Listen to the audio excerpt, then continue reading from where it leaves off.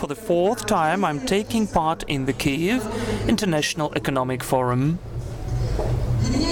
And for me, it's an opportunity to gather on the stage the world and Ukrainian intellectual and business elite, for us together to discuss all the progressive ideas and to work on the fuel for the progress in our country. The name of the discussion panel today is Made in Ukraine versus Made in the World. What we'll speak about? A very simple example. I'm having an iPhone in my hand. Everybody knows that it was developed in California. The components were performed and produced in Asia. Then it was assembled on Chinese factories. And it was sold in the developed countries of the world for $500. So I have a question for you. How much did the Chinese earn in this creation of value? 5%? Maybe. The proper answer is $4. What does this example tell us about? That according to the marking made in some country, it's very complicated to define who is the real beneficiary of the profit. So the whole model of trade in the world has cardinally changed. The economics are interlinked now. So today with our speakers we'll discuss the question how Ukraine should adjust to the global links of deliveries to get the maximum profit out of it. And for that, I'd like to invite to the stage our respectful and esteemed guests.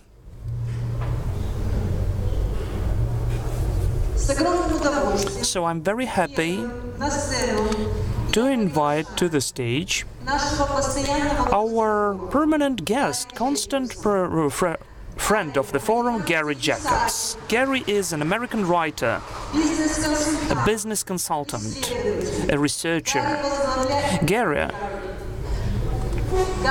Harry is the head. Can we show the slide, please?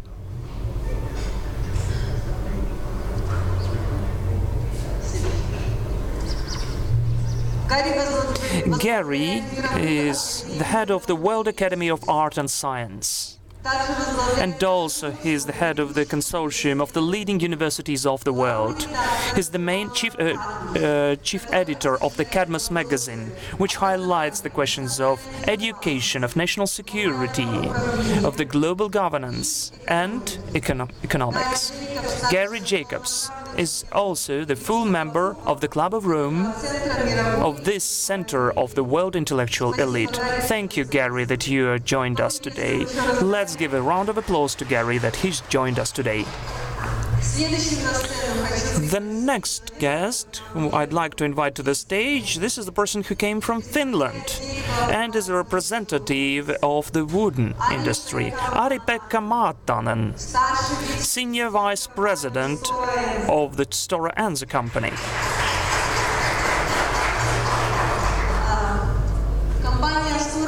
The company Stora Enso was founded in the 13th century and it's considered to be the first public company in the world.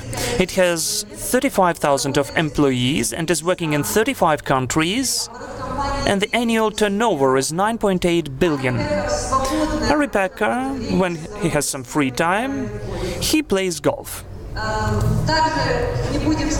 And we won't I won't conceive it, but Ari-Pekka is my classmate from the Swiss school, executive MBA schools. It's his first time in Ukraine, so thank you that you took our invitation.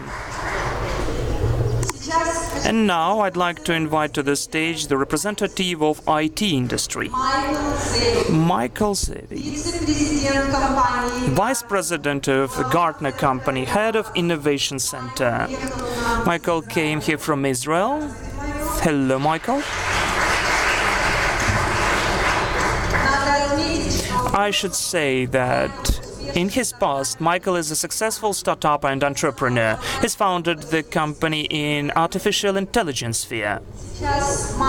Now Michel invests in innovative projects in agtech, fintech and big data spheres. And also Michel is an official representative of the foundation Techstars in Israel.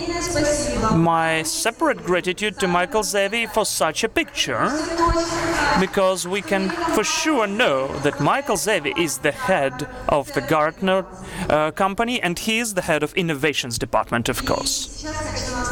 And now I'd like to invite to the stage the representatives of my alma mater, José Caballero, senior economist at the IMD World Competitiveness Center. Hello, José. This is one of the organizations which define the place in the ranking of the world for Ukraine. José Caballero has the PhD philosophy in Warwick University and the Magisters of the Harvard University. His research interests are the measurements and sources of competitiveness of the countries and enterprises, especially in the developing economies. And now I'm really happy to invite to the stage the representative of the Ukrainian business, Andriy Zagorodnyuk, who is the CEO and founder of the company Discovery Drilling Equipment. For 12 years, the company had the whole way from the startup till the mature business. The company deals with the projects management,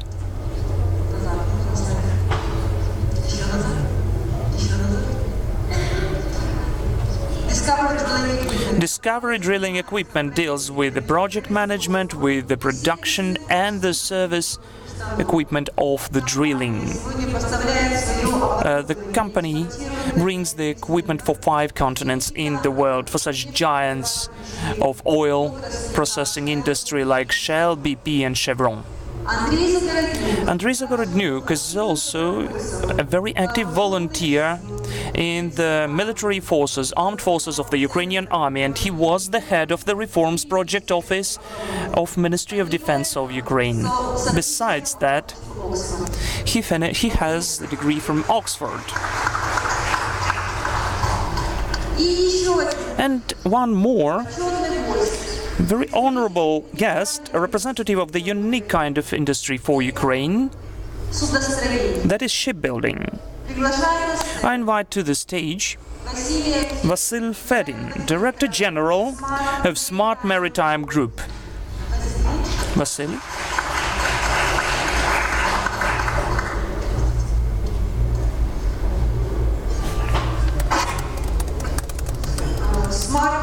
Smart Maritime Group is including shipbuilding factories of Kherson and Black Sea shipbuilding factories. Before the crisis, the company constructed 35 ships. You can see them on the screen for the great ship owners from Norway, Great Britain and the Netherlands. The company produces the ships for about the medium and big tonnage deadweight. And also Vasyl is the MP of Kherson City Council and the member and the head of the Permanent Commission on Budget and Social Economical Development. Thank you, dear speakers, that you are here on the stage today with us, and we are beginning our discussion.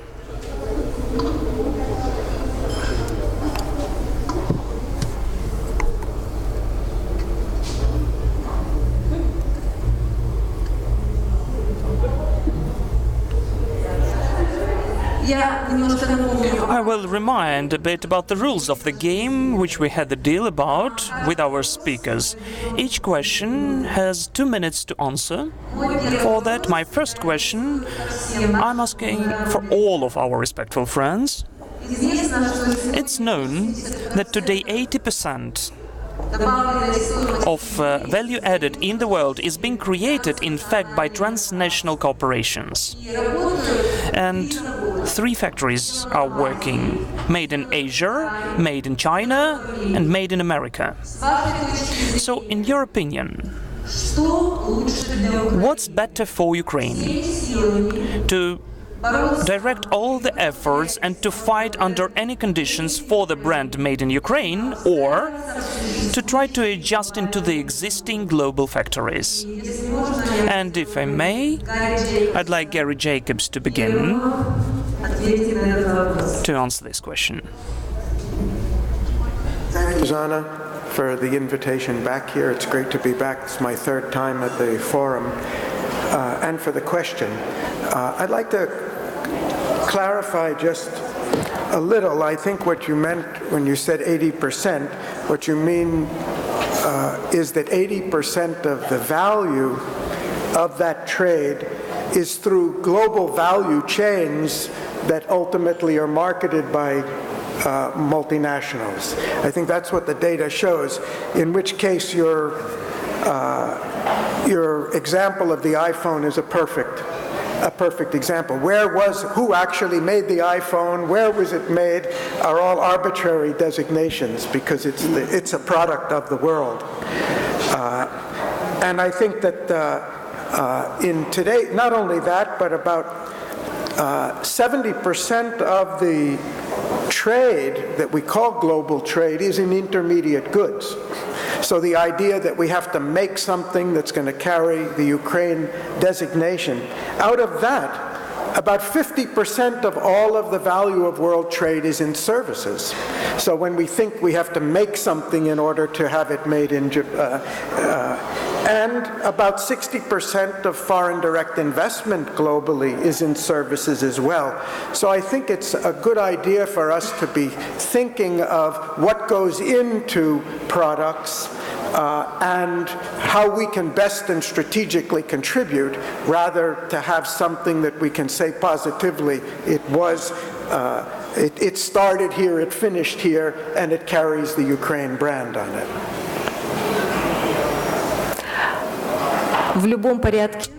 So, in any order, who has a wish to speak now? The question was for all of the speakers.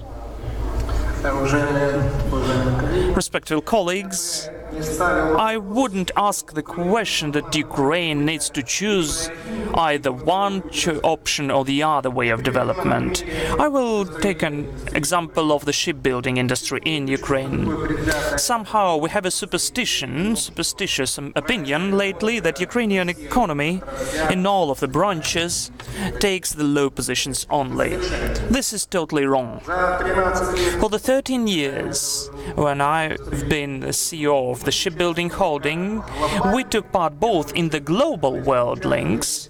So we took part together with some other companies in the creation of the product. We were working with the company Saipem, and we created offshore constructions, and we've been working with the Norwegian companies and constructed for them the bodies of the ships, which were then equipped in Norway. But altogether, our enterprise has been an engineering group too, and we developed our own outsourcing projects. We ordered them, and it was our business idea, our opportunities. Last year we issued the Port Yuzhny, a unique ship for it. That was a special cleanup board or cleanup boat. We had the documentation under the brand made in Ukraine, and we are serving it, making proper services about that equipment. In 2013 we created the special tanker who was in top 50 of the substantial ships of the world, knowing the ranking of the British Royal Society of Ship Engineers. We have an opportunity to be both in the world technological links and to create purely Ukrainian brands and to move into that direction. Yes, I agree with Vasyl about this no need to take either or. I think what it needs to happen before any kind of strategic decision is made in this regard is to have a deep conversation at the national level and identify what the objectives of the country is. Yesterday we heard about something that I labeled inclusive development, developing human capital for the sake of developing human capital, and at the same time minimizing external negativities from trade or any kind of business activity. I think that needs to happen before. The worst for Ukraine would be to adopt a specific model developed in a different kind of reality, for example, for the United States or for the European Union, that it will be incompatible with the social realities of the country. I think Ukraine has an excellent opportunity that can take advantage of what we, in my field of study, called benevolent hegemon, a country that has a normative power in terms of defining what norms or what is perceived as normal in a specific areas such as trade, democracy, etc., is right next door, the EU. There is a complete body of literature on the issue, normative power Europe, and I think taking advantage of that will give the Ukraine an opportunity to integrate in the global economy and at the same time develop some form of strategically target competencies. I don't know, whatever the general objective will be, will define this. So basically, I would take an example from Poland because Stora Enso, we have invested in Poland roughly 700 million during the last 7 years. And we have more than 2,000 employees there today. And we are pretty successful in that market, and there are certain reasons for that one. But becoming this made in Ukraine, it's not about the technological capabilities or the quality of the products what you are actually producing and exporting to global business. It's a matter of the, let's say, perceived value. And for example, in Polish case, they don't stamp it like the brand made in Poland. And basically the thing is still that the German cars are produced in Poland, exported to Germany, so it's an export hub for the Western brands. But they don't stamp it made in Poland, because the perceived value made in Poland is not there yet. You need to consider, if you start to stamp made in Ukraine, how the consumer and the customer perceived what's the value of brand made in Ukraine. It might be that someday, and it will be someday there, the value. But I'm not sure that Ukraine is there yet, that you are ready to start with that one. And just to avoid this Chinese phenomena, that what is made in China 10 years ago was cheap and weak. Now Chinese are acquiring Western brands today. They acquired Volvo, but it's not stamped, this is a Chinese car. It's still made in Sweden. Cars in Germany, suits in Italy, wines in France. They have a value in their brands, but not sure that Ukraine is there yet. Thank you.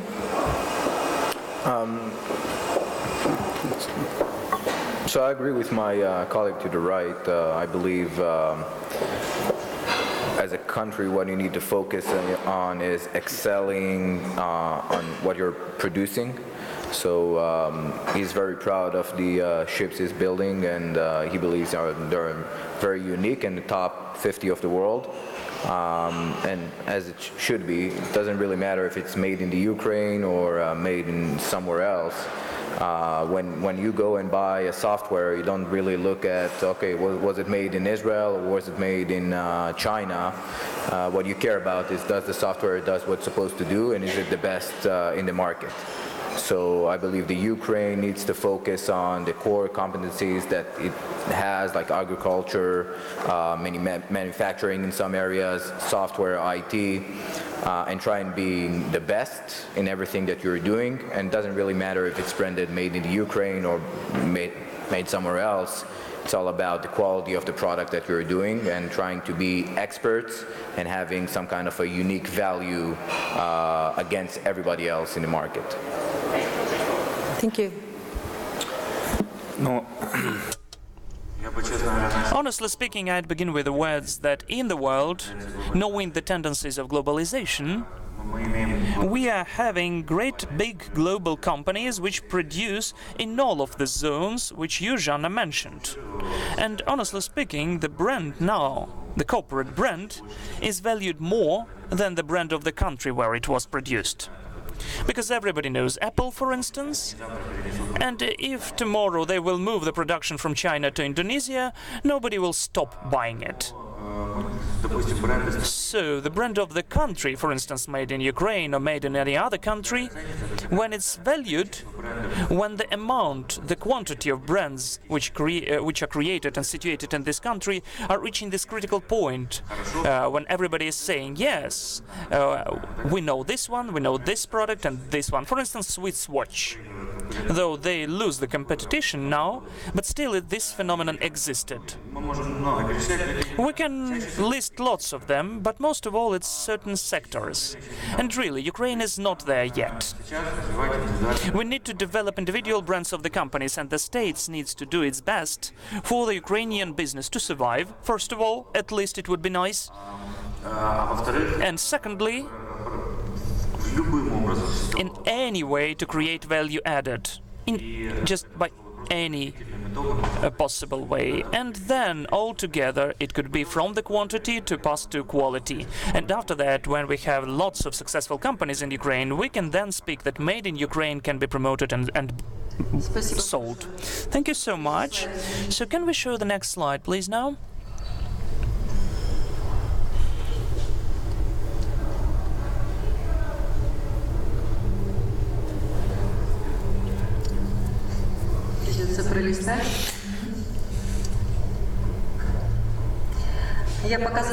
So far I will ask the question.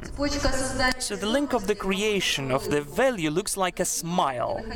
On the bottom of the smile, it's not that profitable to be on the bottom of the smile than in its corners, because over there on the bottom you can see manufacturing on this slide, and in the edges you can see the concept, the idea, the brand and marketing as it is.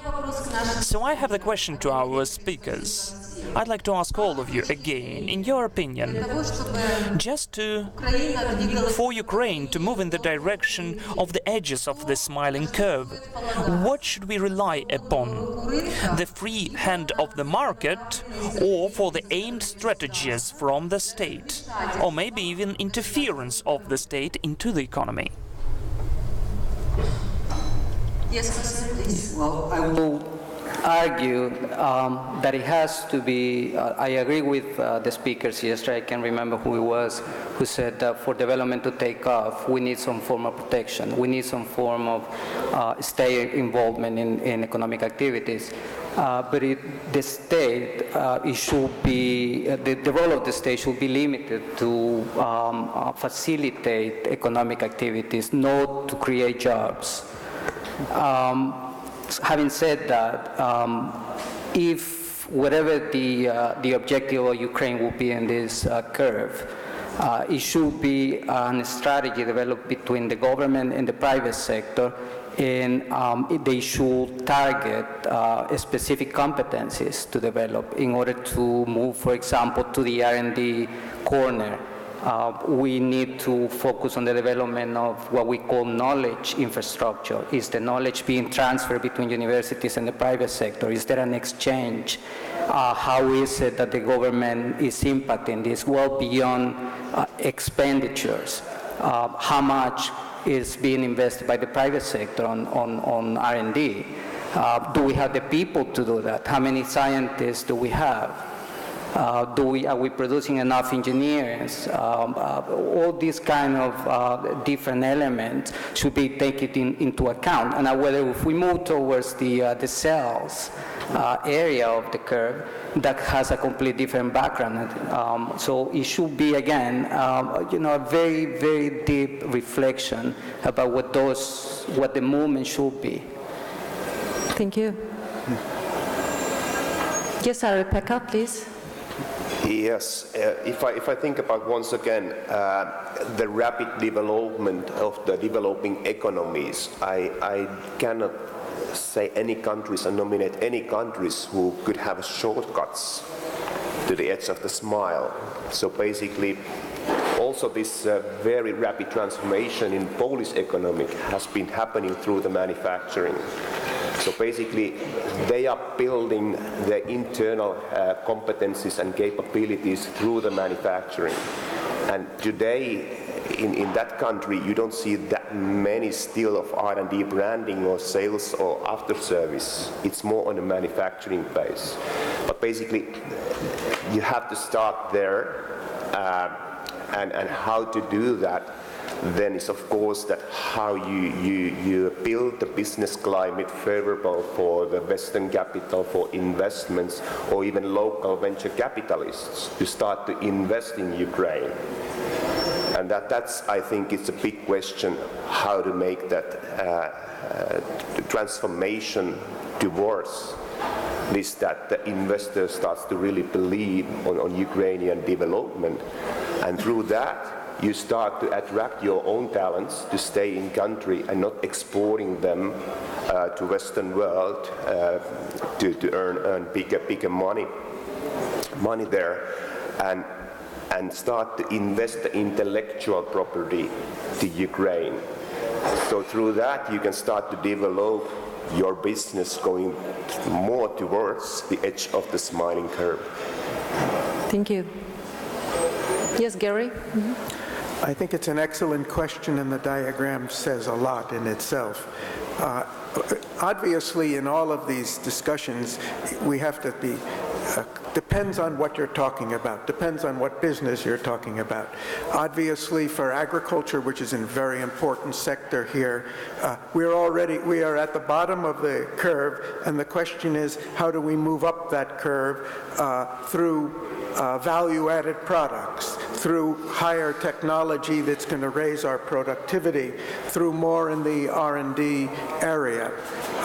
I agree very much with what Jose said about if you really want to move up the curve, it's the human resource that's the determinant on both sides, both on the R&D side for development of new product and on the marketing side and the customer support and services and all.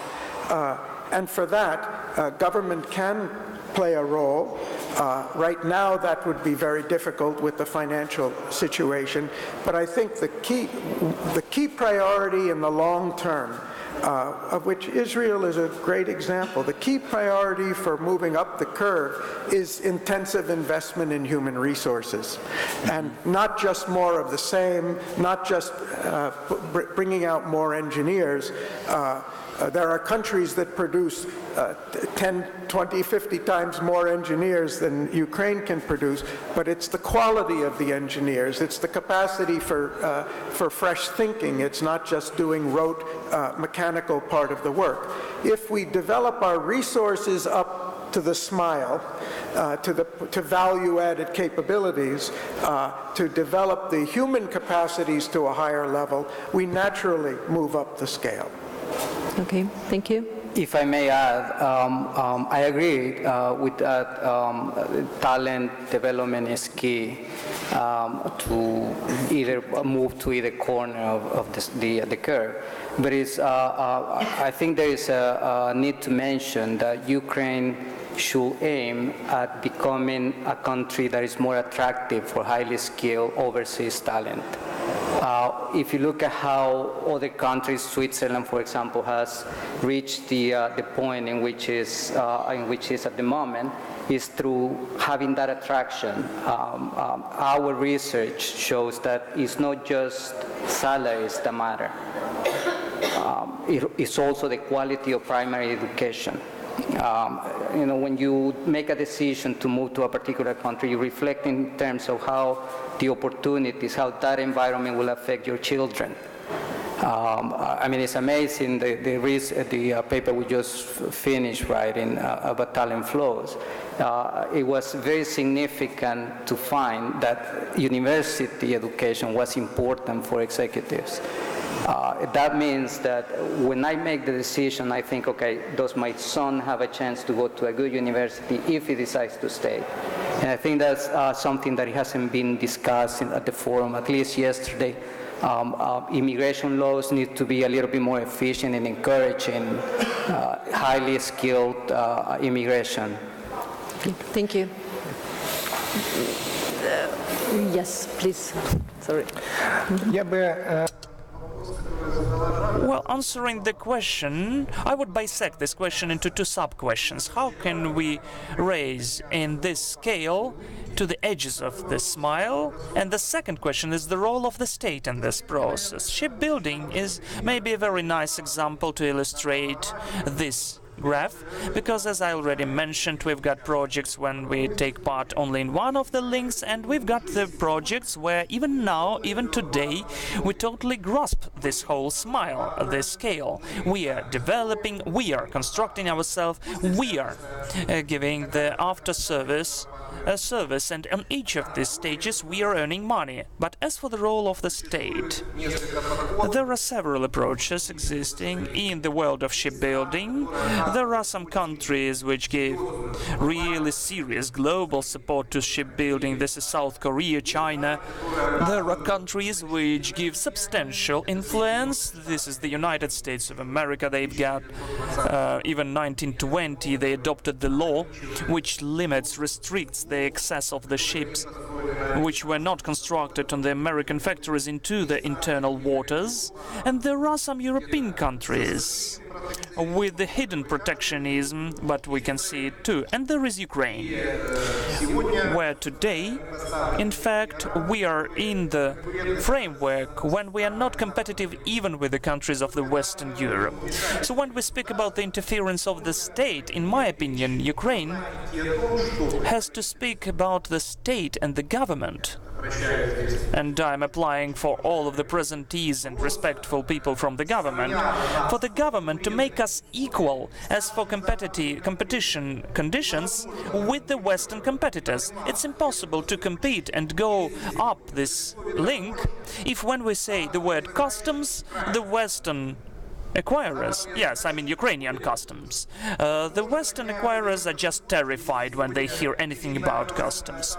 If the credit and percentage rate is 4 times higher than in Europe, it's impossible to go up this scale if the taxation burden on the Ukrainian shipbuilding factories is much higher than in Europe. We don't need any preferences, subsidies, as is done by South Korea or China. Make us equal with our competitors, main competitors in Europe, and you will see that Ukrainian shipbuilding will show an enormous explosion, boom in the production, even today. Thank you. Thank you, Vitaly. Vasyl? So, I think the primary resource that the Ukraine has is talent, is people, and looking at the IT industry right now, I would argue that the Ukrainian state is, you're at the lower part of the curve in the IT. You're considered as a very good low-cost center for resources, but definitely not known for your R&D capabilities or your unique skill sets in the fields of artificial intelligence or voice recognition or image processing or anything like that. I would just contradict a little bit Jose by saying it's not about how can you make people from the outside come here. I think you have enough talent. It's more about how do you make the existing talent to be more proficient and more experts in certain areas. I'm looking at Israel as an example.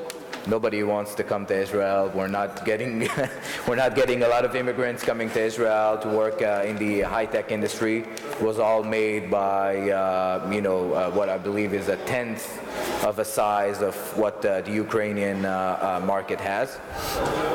So you need to use the fact that you do have international R&D centers coming here, but instead of just being the lower piece of the chain, try and see how can you learn from them and then open up your own initiatives, own companies that will succeed worldwide. And now the question, should the government help or not. Back in the 90s, the Israeli government helped.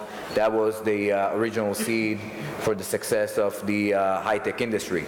I would argue that you could do the exact same thing here in the Ukraine, even without the government, but just using the private sector to be that initial seed of capital. So your problem is not how to bring people from the outside. Your problem is how to make the existing people more proficient. The answer, in my opinion, is private company, global companies coming here because it's low-cost center, but then let's try and reform them to understand that there is unique value here. And also the big problem is how to make sure that the big talent, the smart guys are not leaving, not going to the States, not going to Poland, Israel, like back in the 90s. So you need to make sure that by private money, it gives the opportunity to the very talented tech people that you have here to succeed worldwide. The moment you'll have 1 or 2 or 3 big worldwide successes in tech, international investors will start coming. Nobody came to Israel because it's a nice country. People came to Israel because it was success after success after success of R&D companies making it big in the world. And then the one thing international investors do not like to do is miss good opportunities. So if they see good opportunities, they will come. So the initial seed of money should be local. The only thing the government should do is not stand in the way. That's the one thing which I know is not necessarily trivial, but make sure that you're not standing in the way. Don't bother the entrepreneurs. Very low taxes, very low regulations. Don't own the IP in the country as if the IP is owned by the country. Allow exports of IP at the beginning, so international companies will be interested in acquiring those companies or working with those companies. And after that, the government could start seeing also the proceeds. But I believe the regional seed of money in order to make your guys more proficient and more experts should come from the private sector, in my opinion. Thank you, Michael. I wouldn't like, well, it was mentioned about the state policy. I think we'll mention about that later on, but I'd like to say about the strategy of the company as it is. Any company which produces certain goods or services, it needs to work in all of those segments in any case. So if you produce something but you don't serve it, you won't produce it in a very short time. So if you don't have your own construction documentation, you're still dependent, catastrophically dependent on your partners, and they will just change anything they want, and that's it. So you need to take all of those segments into account. Communicating with some of the Ukrainian entrepreneurs, I have an interesting observations. People don't believe that they are capable for all of that. Very often they just don't believe. They begin with the production in Ukraine, the real sector, if we take an example, and mainly they concentrate on it that we are the producers. But in fact, Ukraine has the huge amount of wonderful engineers which can take some experience in a certain sphere, and it can be done only through the experience. You can take any graduate, and in 5 to 6 years he will be a big professional in this or that sphere if he if he works for 10 hours a day. He'll be a wonderful specialist and expert. We had multiple cases of these examples. The students are coming in 5 to 7 years. They're just perfect experts who can go and work in any worldwide company. Half of our orders were got by the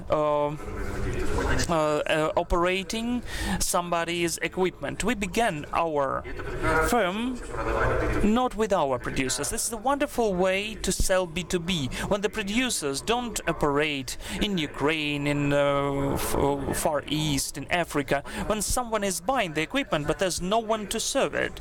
So we can begin from the top of this link, of the scale, not from the bottom. The main thing that people in the company need to believe that they can give it. It's achievable in the majority of cases. There is a person who operates in all of those segments. So we are working in all of the segments too. So it seems to me that companies have to aim that. They shouldn't be afraid of competition with foreign companies. And further on, this value added, which is built here, there is the value added of the goods or service, and there is the value added of the company, the price of the company as it is. It consists of its profits, which it can get anywhere on this scale. So honestly speaking, we just need to go and work finally, and that's it. And state policy doesn't matter much. Thank you so much. I'm asking Garry and Jose now. Unfortunately, today Ukraine has the minimum salary of $120. And happily, it is the competitive advantage, current advantage of Ukraine, which can potentially transform Ukraine into the leading assembling factory of Europe. There is such an opinion that IT sector can save Ukraine, but Ukraine is a big country. And there is an opinion that just to rise industry from the point of view of the future takes too much resources, it's not that profitable, and it doesn't have any perspectives. In your opinion, are there any countries in the world which coped to be in the innovative economy without the stage of the recovery of their own industry in the country? Can I answer, if I may? Well, I'm sorry, I asked Garry, but the next comment will be by you, okay? You're asking, is it possible to skip the stage of basic manufacturing in the leap forward? I think the key thing you said, Zhanna, is Ukraine is a big country, and there's not going to be any one answer. More closer to the microphone. Okay, I'm bringing it. There's not any one answer to what Ukraine should do. You can do and should do many different things. You should do something to raise the value added in agriculture so you're not exporting commodities, which means raising the production technology, which means a lot of education and R&D in agriculture to bring it up. In manufacturing, where you have materials, where you have raw material and you have expertise, certainly you should be developing it. You need to develop your infrastructure a lot of the logistics in order to make manufacturing more successful. I think the example that comes to my mind where there is a partial parallel, let's not say it's this or that, is IT, and it's India. What happened to India in the 1980s, India's IT whole business was only about $10 million in the mid-80s.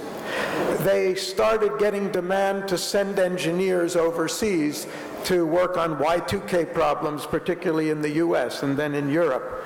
What happened is that drove the demand for more engineers in India, and private sector came in to start educating them and educating them better and at a higher level. Eventually, some of those Indians started coming back to India from Silicon Valley, bringing their companies with them that say, instead of producing it in Silicon Valley, why don't we produce it in India where all the overheads will be less? And that began to first your foreign companies coming, and then Indian startups coming, especially from those who came back, and then the Indian companies trying to move up the value chain, and then they're going into starting their own engineering companies, colleges, to try to train people at a higher level. So I think it's not one, there's a cycle and a process to it. Now what do we have? We have a lot of the talents of Ukraine either educated here and going overseas, or going overseas for education and staying over there. And I don't think that's a bad thing in the process. I think the question is, how do we move to the next stage, where, one, we can produce the same quality. I think you can produce a better quality education here, but not quality in terms of the standardized testing results by which we rank universities. Quality in terms of what we need to move up the value chain. And I think you can then begin to attract back your talents. You know, the CEO of Intel 30 years ago, he said, we will go anywhere in the world where we can get the talents we need to do work. And you have people with the intelligence, the educational ethic. I think the question is, what do we do to raise a sufficient critical mass of those people to first bring the foreign business here and to bring back the talents who have worked overseas and create the environment where they can be entrepreneurs here. Thank you. Yes, I'd like to come back to the question. You say that there's cheap labor in Ukraine and it gives some competitive advantages, so whether we should develop heavy industry. This is what you asked. This is a good question, because I hear that very often. First of all, there are three important points we need to understand. The first, competitive advantages is a very dynamic notion. Today it's one, tomorrow the world changes, and in 10 years the competition advantages are going away and there are some new ones. We can see the process of the recovery of production to the developed countries, robotization, artificial intelligence, and so on. So there's less dependence on the labor force. The second point is the cheap labor force, whether it's a competition advantage.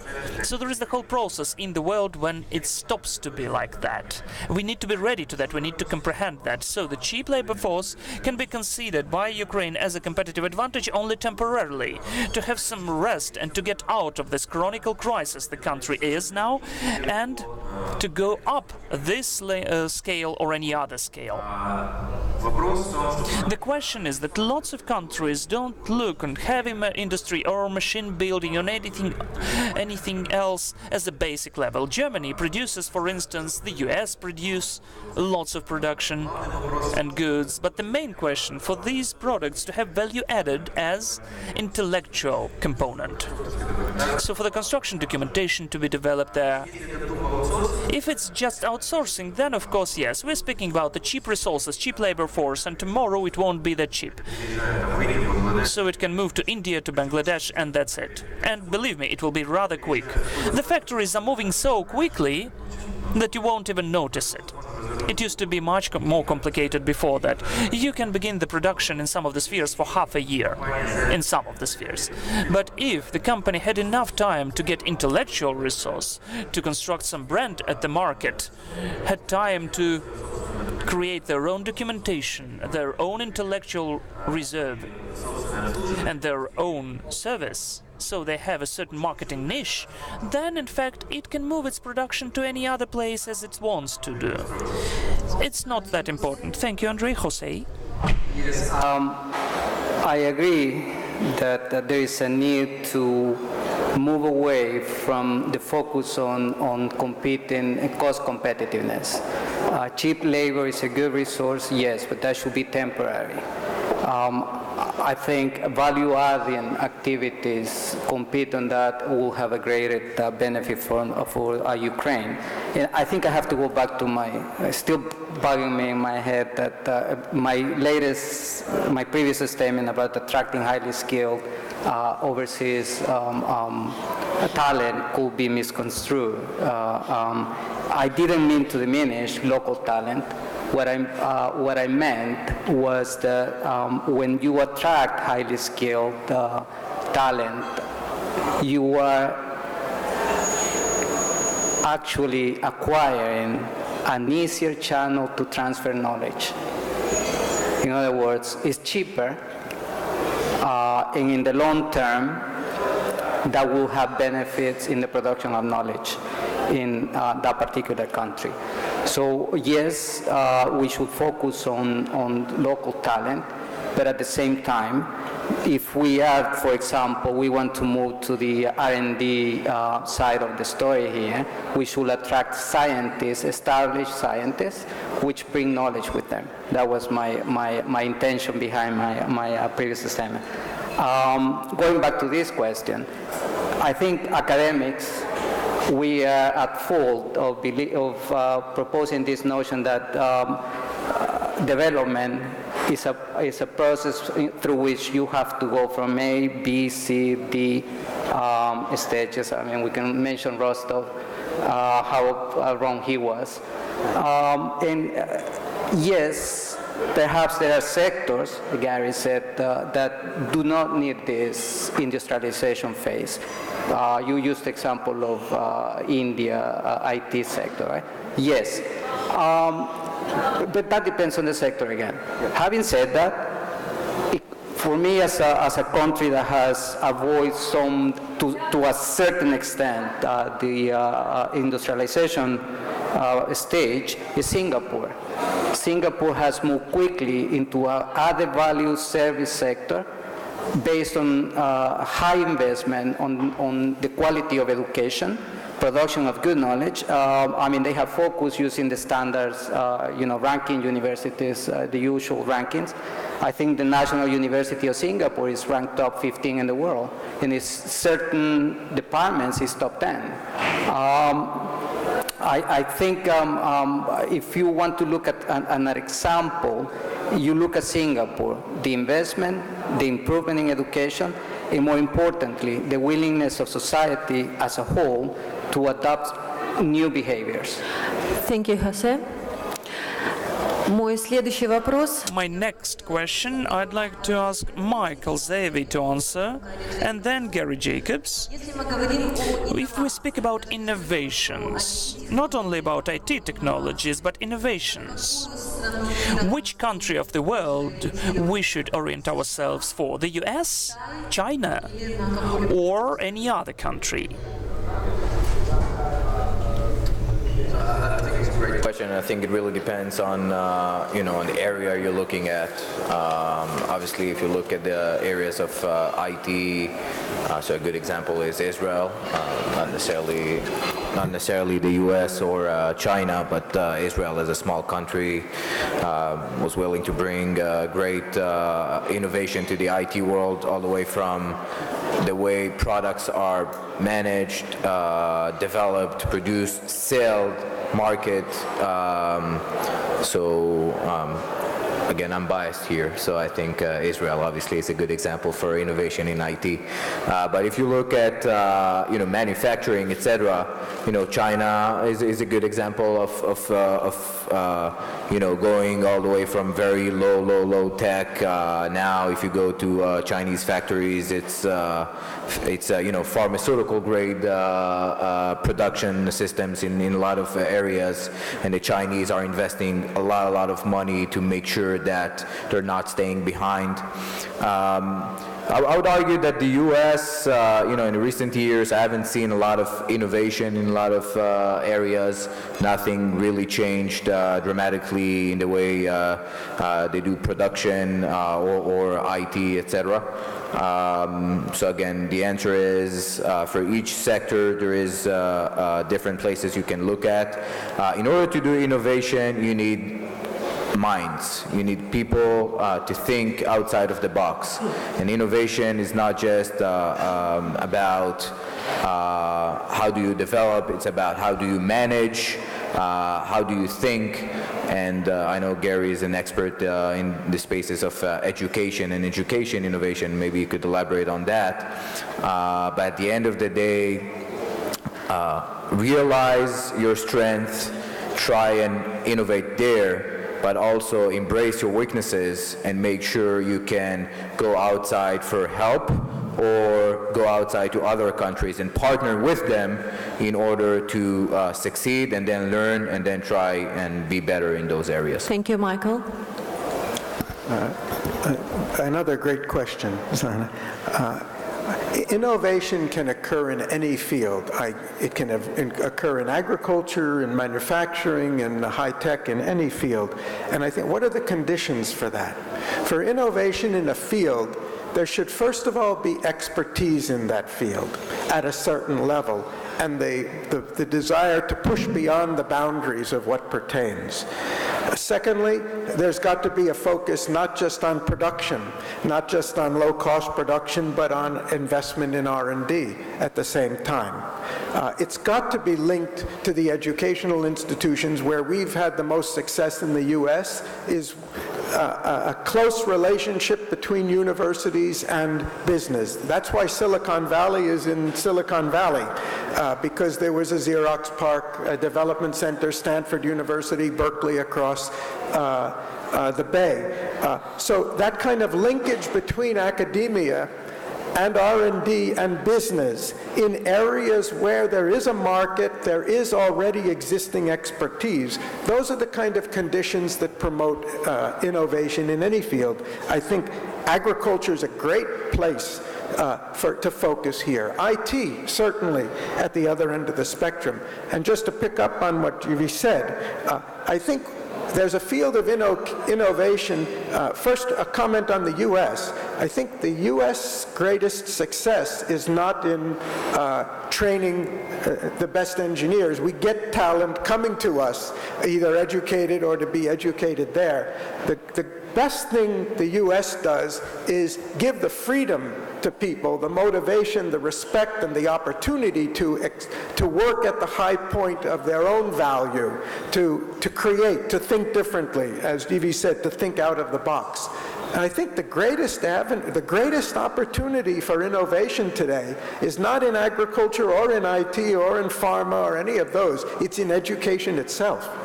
Because nobody's doing it really at the level it should be done. Nobody's really tapping and developing the human resource. You've got the native potential, you've got the DNA, but to realize the full potential of it. And if you do that, you can innovate in any field. But education itself, we don't normally think of education as a product. We think it as a base, infrastructure for something else. But it's the human being that's the product. It's the human being that determines innovation and creativity. And I'd say a good strategy for Ukraine is focus on maximizing the value added of every human being you have here. Cherish this as the greatest, richest natural resource. Everything else will come from that. Маленькая просьба. Small request. As for the timing, please I remind about our rules. Only 2 minutes, please. A comment on what Garry said. I think for innovation to take place, there should not be a fear to fail. And I think that's part of the story of the Silicon Valley, right? Yeah. When you said that they encouraged to do X, Y, or Z, yes, but they also encourage to what academically we call creative destruction, right? You're gonna fail. At some point you will fail, and you show your class, your intellect, when you pick up yourself from those failures. Thank you. Мне кажется, Украине нужно ориентироваться на... It seems to me that Ukraine has to be concentrated and focused on the minimum of state support and innovations, because just to hope for state support for innovations, I wouldn't do that.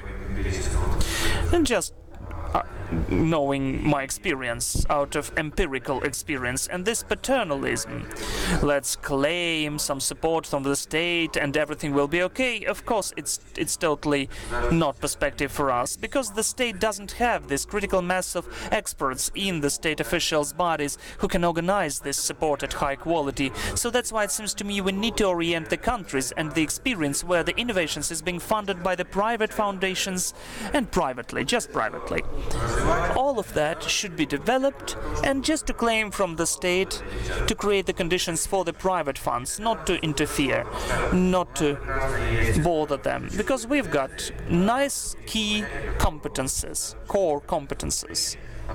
So Ukraine has lots of, as it was already mentioned, engineers, technical experts, and so on. We've got the base. So mostly we need to give the resource to those people and to immerse them in the global trends. But it's possible to do only in the private sector. And Michael, I've got a question to you only, a special question. It's known that there is a devaluation of the profession of the programmers in the world, and it will go on. Now there are thousands of programmers working in Ukraine. They are coders and ciphers. They are working as outsourcers. This is not our R&D. So how can we get prepared, get ready for this new future when the programmers can be transformed into the coal miners? And how can we avoid that? It's a great question. It goes back to what I already said. You are correct.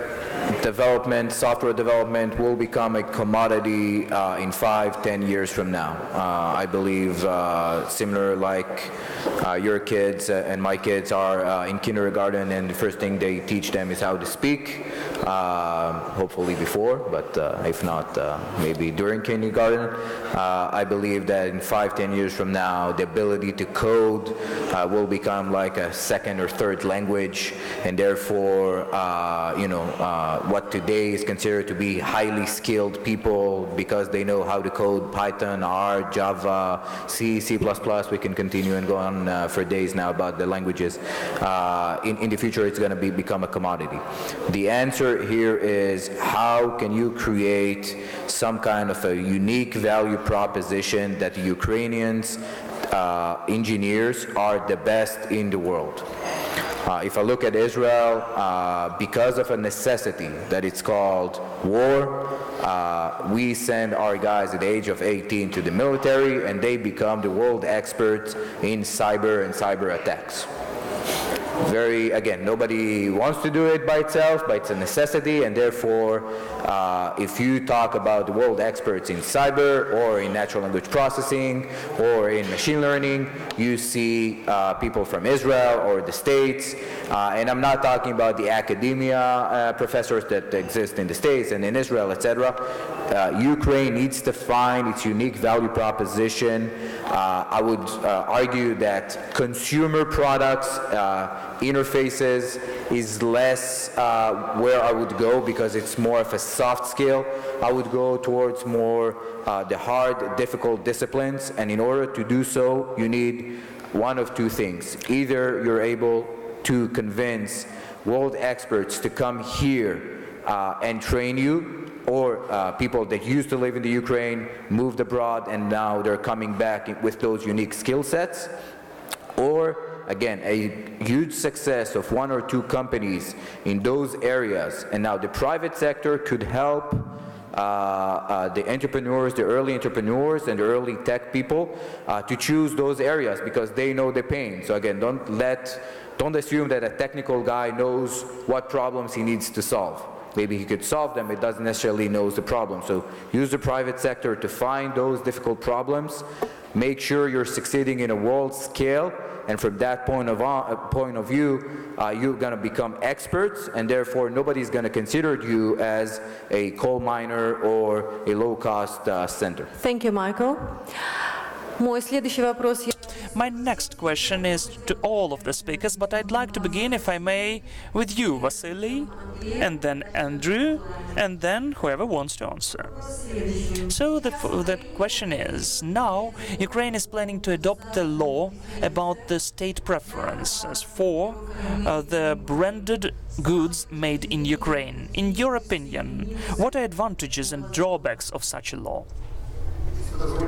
If I may, I'll begin. Respectful friends, I concede that in the situation where we are now, where Ukraine is, the adoption of such a law would give the substantial advantage for the development of the local industry. In this question, I'm a conservative. I'm thinking that there are no state or budget funds. There are money of taxpayers. So if we're speaking about taxpayers' money, I don't understand why. For the Ukrainian money, for the Ukrainian taxpayers' money, today we develop and support the economy of some different countries, knowing that we can produce products which are not even worse, but the conditions for the development of this business which exist now, unfortunately, are a bit lower than in Europe. According to several key indicators, especially, unfortunately, we are losing there. We know that, for instance, some products are bought in Poland, and shipbuilding has several tenders where there are conditions of 100 payment when the contract is being awarded. So we do understand that not a single bank in Ukraine can give us the credit, the loan of $20 million. So in the beginning, this order is just given to our foreign partners. Unfortunately, this is the situation in Ukraine now. Just give us an opportunity to develop Ukrainian business. But later on, we'll have the second stage, when we will really come back to the positions which we had 6 to 7 years ago. The competition is needed, because when we don't have the competition, we are too stagnated. But at this stage, without such a law, it would be very complicated for us. Thank you. Well, you see, honestly speaking, I have the totally opposite opinion, because I would just divide this question. I agree, partly. I think that there will be more questions about that, because when we're speaking about Made in Ukraine, we need to speak about the export crediting and the crediting of the producers, because this is where Ukraine loses according to all of the indicators and parameters. If we don't solve this question, we shouldn't even gather here and discuss it. Because all of the countries offer export crediting. In lots of the options, it's already a standard. So you have the credit and everything is okay then. Ukrainian enterprises, very often, they can't even take part in those tenders and so on. But if we don't mention it, because we have to solve this matter, reforming the banking sector or anything else, organization of the export state agency, or maybe some bank should begin to do that, then I'm against the state preferences, because it encourages the decrease of their competitiveness in all of the spheres. Because if he knows that he will be used anyway, because he can be worse than the foreign producer, but it will be bought because he's a local one. It encourages the decrease of his competitiveness on all of the rest markets. He wouldn't have that innovative company. He will have some different drawbacks. It makes the people relaxed, and it will get the competitive advantages with non-competitive methods. Thank you for such a comment. There is the book of George Studwell, How Asia is Working. It has been sold here, How Asia Works. And the states which gave preferences in Asia to their producers, having state procurement, they did it for the exchange of the export discipline, the obligations of those companies to go to the international markets and to prove their competitiveness there. If they were bought there, then you have the right for the subsidies and preferences. If it's not going on, then there are no preferences. Yes, there is a very interesting example of Saudi Arabia. If you're interested in this topic, you can Google it. There is an index of electronic in kingdom value total added. So they have official state preferences for the local producers, which can be more expensive than the Chinese, but if they are partly or totally produced in Saudi Arabia, they will have the proper ranking. So the whole system is very complicated. It can be more expensive, but still it will be bought. And we've got one more problem. We need to understand it. The state procurement, if we speak about the state, they procure what's cheaper, because they are obligated to have the tender, and whoever is correspondent to the criteria, who is the cheaper, he's bought.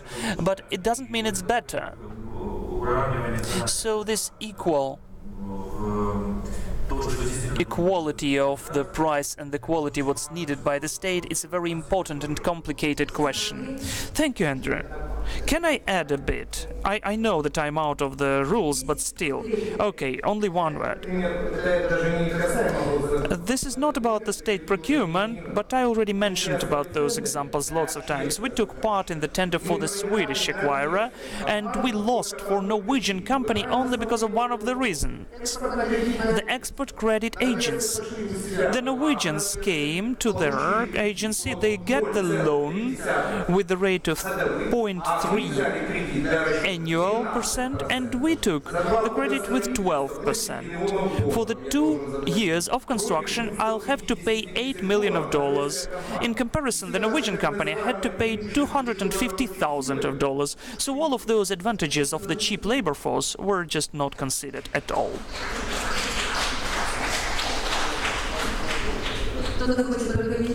Does anybody of the speakers want to comment on that?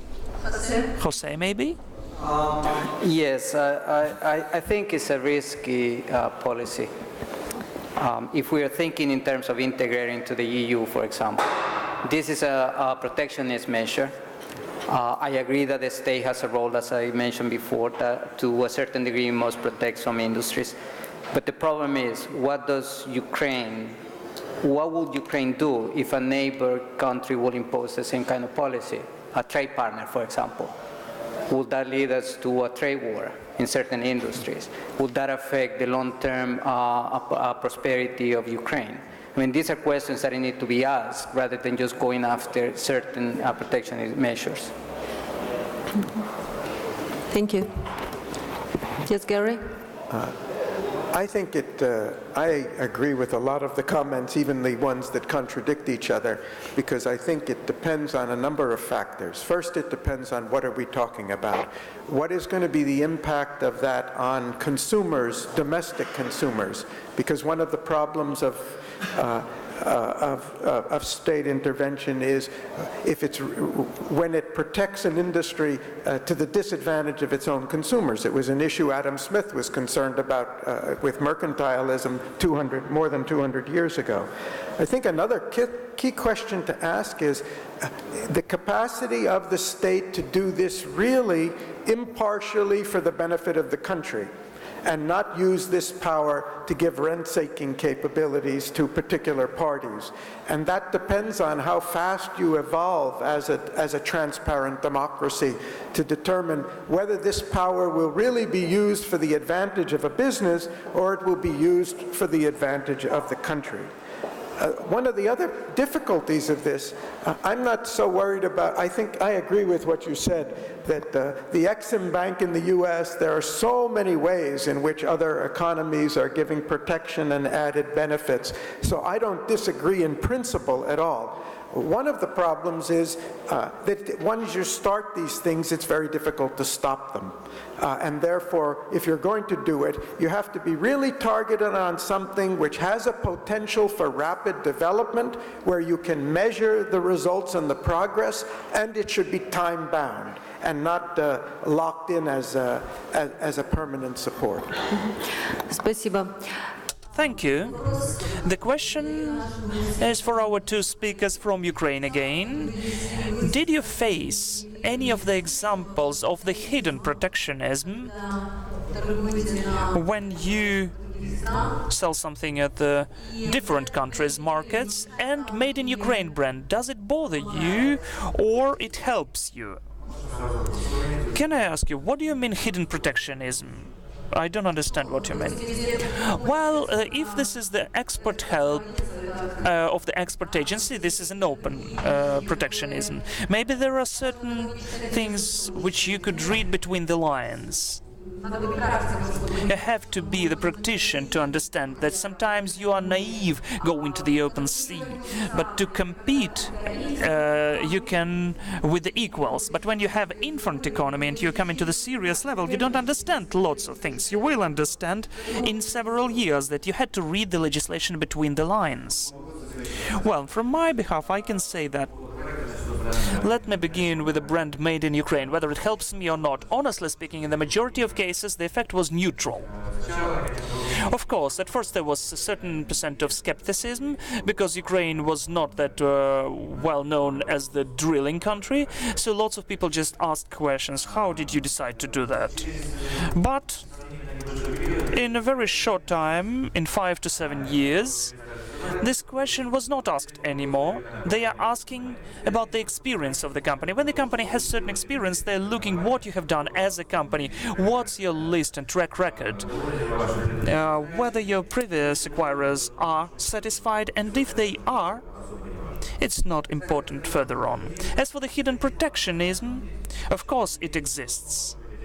We can speak about democracy, about liberal values, the United States of America, Europe, and so on, but we felt hidden protectionism, and we had to counteract it from all of the countries. The concealed protectionism. Recently, we had the tender here in Ukraine, and we had the huge pressure from the State Department of the US. No, not from the US, but, I'm sorry, from several representatives of some of the representatives who came here and spoke about the support of the state and so on. There is sometimes an aimed support from the state because some of the companies lobby their individual support. It's not given to every Canadian company, for instance, but it's given to one or two companies. I just told Canadian because I don't want to name the country exactly. There is sometimes a moment when they just kill the competition. But in fact, in the B2B markets, our heavy industry and machine building, where we have huge orders, the rules are very harsh and rude. We have to be ready for that, and we should find our own competitive advantages where we can win. Andrew? Well, as for the brand made in Ukraine in the shipbuilding, just in shipbuilding, the situation is a bit different. I would say, fortunately for us, we still have some branches where our competencies in the world economy are considered to be cool.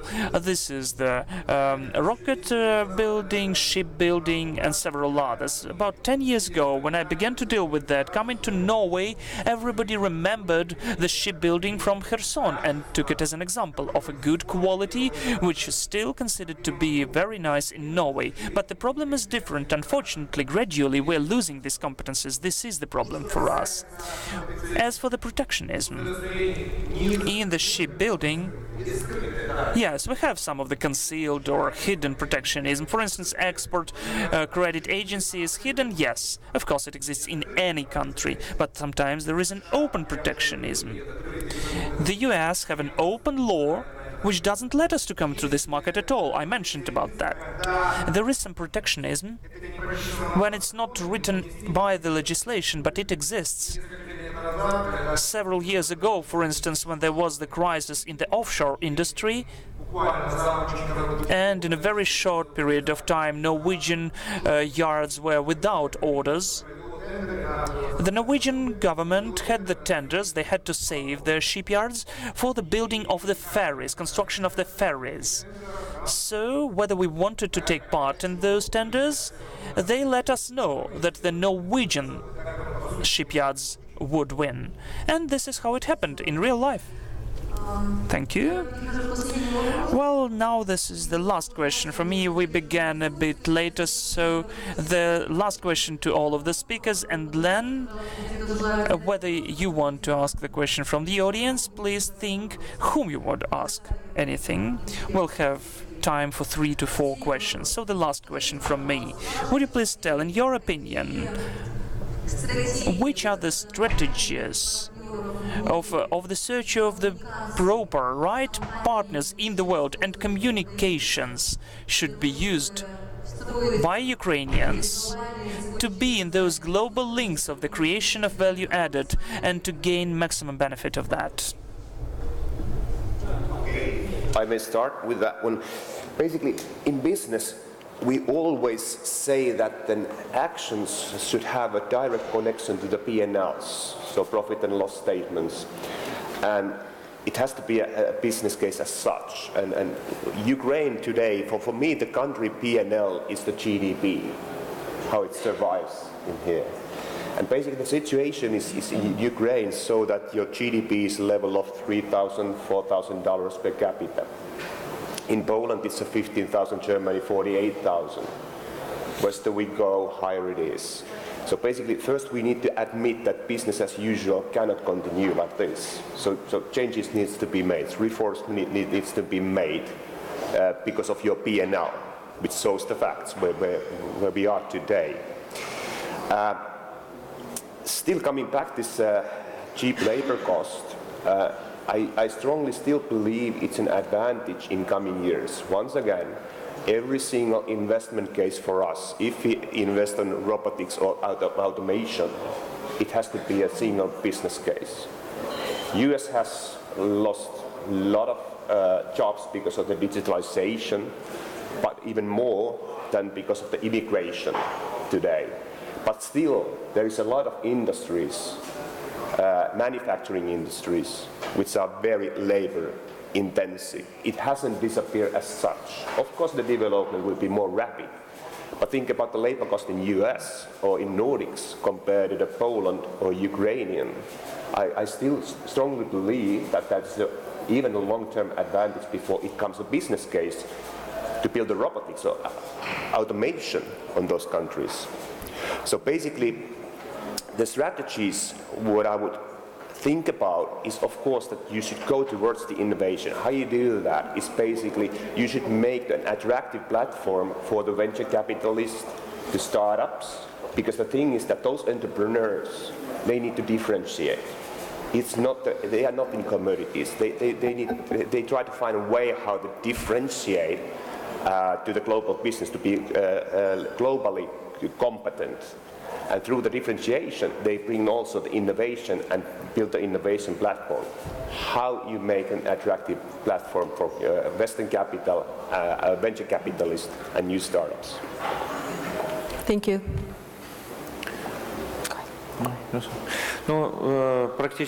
Well, in fact, there is a very short piece of advice because we are actively taking part in the global market. So first of all, we need to know the market very well, really nice, for us to understand precisely that you are an expert in your market without any questions asked. And the second point is we need to understand your competitive advantages, not just why from me because I'm so good, but why. And we need to understand that there are some different companies who have some different advantages which you don't have. Those are your potential partners where you can help with your advantages, they can help with theirs. So we're having this win-win situation. And if you're a very well-known person at the market, you're existing for a long time and everybody knows you, people will want to work with you, as it turns out. Thank you, Andrew. Yes, Vasyl. If we speak about the strategy of the development of Ukrainian shipbuilding, the shipbuilding is a very narrow sphere of business, and we, in our activities, in fact, we know 95% of the potential acquirers. So the main strategy is not just to offer a product which is cheaper, but to offer a project which has higher quality, and according to lots of technical parameters, is much better than our competitors. And we've got such cases. Last year, there was the state tender where we took part, and we didn't just give the cheapest price. We won in comparison with the German company, giving the technically higher proposition than the German company offered. They wanted to give only the ships which included 5 additional functions, and the price was lower than the company from the Netherlands. We've got competencies, and with the help of that we can win. Thank you. Does anybody else want to speak about that? Yes, Jose? Если можно кратко. If you may, please, a bit short because we are short of time. We research what kind of indicators make a particular country less attractive for partners. I can tell you that there are 4 of these indicators that we can highlight in the case of Ukraine. Number 1 is the infrastructure, inefficient. Number 2 is the lack of an R&D-oriented culture. Number 3 is access to financing. And number 4 is limited business environment in terms of being friendly towards partners. I believe that yesterday the Prime Minister mentioned a couple of initiatives that are dealing with these exactly points. He mentioned an office of business facilitation, I think it was, or financing, and he also mentioned some infrastructure development projects. I believe that the country is leading towards dealing with these 4 issues. Thank you. Garry? Just a quick to add to what's been said. I would just add one more strategy, and that is I would look at all of the Ukrainians that are overseas now, having been educated and working elsewhere and integrated themselves into businesses, and how can we create the opportunity to attract some of those back for entrepreneurial linkages to the fields in which they're already working. Okay, thank you. Okay.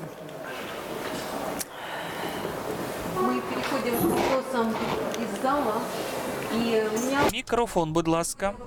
We are now speaking the questions from the audience. Please introduce yourself and say whom you address your question.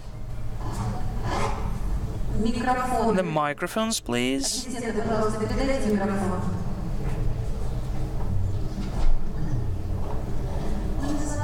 My name is Larissa Antashuk, the company KIEF Group. We were speaking more about the local risks. My question is for José Caballero as for the global risks for the business. Just now, there are lots of investigations against international companies, Apple, Starbucks, Amazon, because of the competition law. The European Commission comes to the taxation matters. So the question to you is, how and how soon the local regulations and local taxation policy will become global and the business will act not in the framework of the national legislation but in the framework of European or international? Thank you. This is a very good question. Actually, I kind of had a reflection on this for another panel in which I will be participating. I think we take the example of data analytics. I don't think anyone foresaw that social media was going to have the political impact it has had. And the genie is out of the box, as they say. And now states are rethinking in terms of regulation. I do believe that the EU, the United States, will come to the realization that they need to be a little bit stricter in certain regulations. For companies, Ukrainian companies, I think this will be extremely negative. I believe that if you cannot use the resources that you have, particularly in data-related fields, this will have a disastrous impact on local businesses. Thank you. Передайте, пожалуйста. Would you please give the microphone to the first row? Thank you so much for really interesting discussion. Because for me, the main just feature when just you understand that it's really interesting because you're not saying that your main problem is corruption because it's so easy to answer because you've heard it everywhere and just my question is especially for the foreigners because I absolutely agree that one of the main problems for us is infrastructure and business environment. That's the first thing that just for the direct investment to come to Ukraine. We also heard a lot about the level of expert technical people, of human capital. And we understand that the investment in education is just number one. But I'm strongly understand that it's not should be number one, it should be number two. Because just if we will just invest in education and we'll get the best people we can, and they immediately will go somewhere. And Poland, United States will say thank you for our taxpayers who pay for this education. So I think that's not a solution for Ukraine. The first one is we should create the industries and or businesses so efficient and competitive who will place the order for these educated people. I think that should be the first step. What do you think should be this key solution for Ukraine in that case? Thank you so much. Garry? Well, I think it's not an either or. I think that the development of the social environment, the legal environment, the business environment is very important, and that's already being emphasized continuously in all of these fora, and that's where the focus is, even though there's much more to do. So I don't think it's an either we should do this or that, but I do think we're really underestimating how much the human resource can be developed, and that can give a strategic advantage which Ukraine doesn't have today. For all the high levels of education, if you want innovation, if you really want value added, there's much that could be done. So I agree with you. It's not we should do this and nothing else. We have to do many things at the same time. What I was trying to say is if you want a silver bullet that others are not fully capitalizing on, which could give a boost to your entrepreneurship, to your business environment, to even the way your laws and your civil society works, that's where I think, don't underestimate how much better, not just in terms of traditional quality, but in terms of the capacity for innovation, out-of-the-box thinking, values, value-based reliability, integrity in work. That's completely a human phenomenon, and that's what the world really will value. Thank you, Garry. And Ari-Pekka, you had a comment? Yes, I have also experienced this one, that if government runs to the mode try and fail, and the business environment is not predictable anymore. That actually happened in Poland when the energy regulations was changed overnight. Suddenly that green energy has no value, and I'm from the forest industry. We produce a lot of green energy on that side. So investment, what was made some 5 years ago, overnight you might lose net present value by 100 million. And I don't think that attracts to proceed with this kind of an environment. So basically governments needs to think thoroughly the consequences of their decision or regulations in that sense, and not going into the mode try and fail, and try and succeed.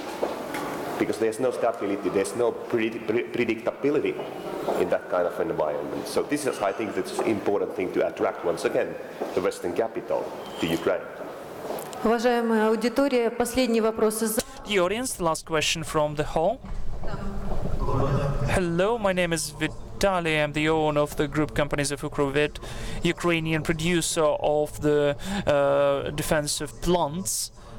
So we have the last stage. This is R&D center, which we're planning to open next year. So I've got a comment maybe and some words to the representatives of the government. For us to gather Ukrainian investors together, the businessmen together, and discuss the questions of each of the branch of the real sector of economy, because now we don't ask for any preferences as for taxation. We've got some of the problems when the raw materials are brought with the customs and the ready products without. So there is already not fair competition. The second moment is when we're trying to find foreign investors and we try to attract them. They will come, they will bid the enterprise, but with a small value added. Like brand made in Ukraine will be formed only in the case that when we, Ukrainian successful businessmen, will go abroad, promote our products, promote our brands, and we are creating this brand made in Ukraine. That is why it's mandatory for us to have the program, either from the state banks, about the cheapening of the credits. We've got lots of ideas and interesting projects, but when we involve a foreign investor, they instantly suggest create offshore in the Netherlands or at Cyprus, structurize your company in a way for all of the main taxes will be paid not in Ukraine, for sure. So in this way we can lose all of the business which pays the taxes and creates value added in Ukraine. Thank you.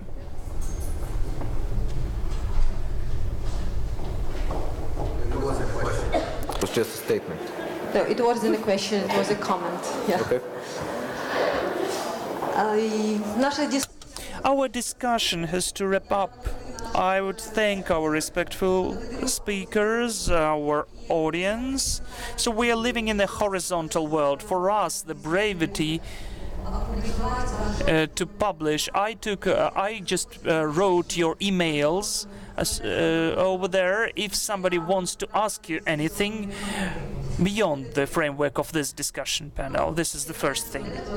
All of us know that networking is a very important part of the progress. There were different opinions, different senses uttered, but the discussion panel, I'd sum up with the same words I do every day. The future of our country depends on each of us who is here. So thanks to everyone. See you soon.